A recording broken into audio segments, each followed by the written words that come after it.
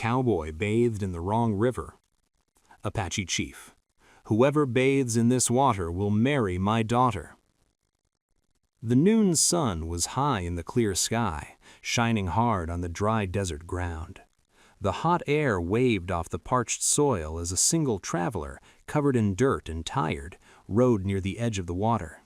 His horse, just as exhausted, walked slowly, its feet kicking up small puffs of dust with every move.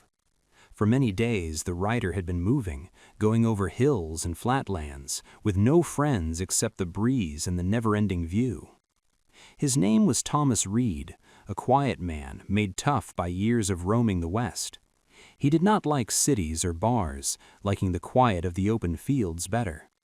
His only aim was to run away from the bad memories of his history, but the desert was harsh, giving no solutions, only more doubts.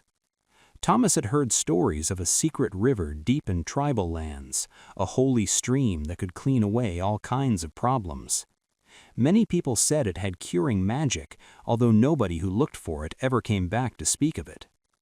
Interested in the myths, Thomas chose to go along the river's path, hoping to find peace or maybe a method to quiet the memories following him everywhere. As he traveled by the stream's side, the water appeared to speak to him. The noise of the liquid moving over flat rocks was a calming song, a big difference from the dry crunching of the sand. Thomas pushed his animal ahead. The hope of cool water was more attractive than anything else. When he got to the bank, the look of the clear blue water was too hard to ignore. The warmth had made his outfit cling to his skin, and he felt the biting pain of perspiration and dust in his vision. With a breath of comfort, he got off and bent down by the stream, shaping his palms to sip. But right as his fingers hit the top, a sound shouted from the back of him. "That liquid is holy, traveler!" Thomas turned quickly, shocked. Waiting on the other side was an elderly man, his long gray locks tied down his spine, and his dress decorated with stones, showing he was a leader of the local tribe. He was big and wide, his look powerful. A team of fighters stood in back of him, quiet and observant, their vision fixed on Thomas with careful fear. The leader's sharp look never left Thomas. "You have washed in the incorrect stream." "Outsider," he went on, his tone firm and loud, "the currents here are not for those who do not deserve it." Thomas, surprised, dried the drops from his lips and gradually rose. "I was not aware," he stated, his tone mixed with puzzlement and annoyance. "I am only a wanderer, been traveling too long. I believed it was simply water." And so Thomas waited there, stuck between the old powers of destiny and the existence he had always understood. The times that came after were a mix of puzzlement and agreement. Thomas passed his hours in the tribal village, not sure what to think of his state. The leader's girl, called Ilara, would frequently walk by him, her look far away and empty. There was a feeling of duty on her back, one that was given down through ages, as if the wedding was her job, not her selection. She had realized this time would arrive, just as the leader had realized. The stream had picked, and the deal had been closed. Even with the stress between them, Thomas could not stop feeling a weird attraction towards Ilara.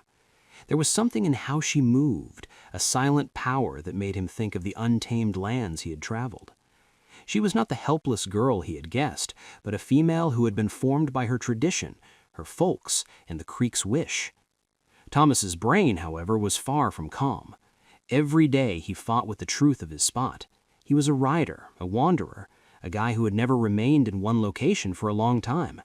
And now he was tied to an existence he did not desire, caught by a holy stream, and a vow made without his permission. One night, as the sun went under the line of the sky, Thomas found himself waiting by the water again. The chilly night breeze was a nice switch from the burning warmth of the daylight, but the burden of the leader's orders stayed over him like a rain cloud. He could perceive steps in back of him, and when he spun, he saw Ilara waiting there, her face hard to read as normal.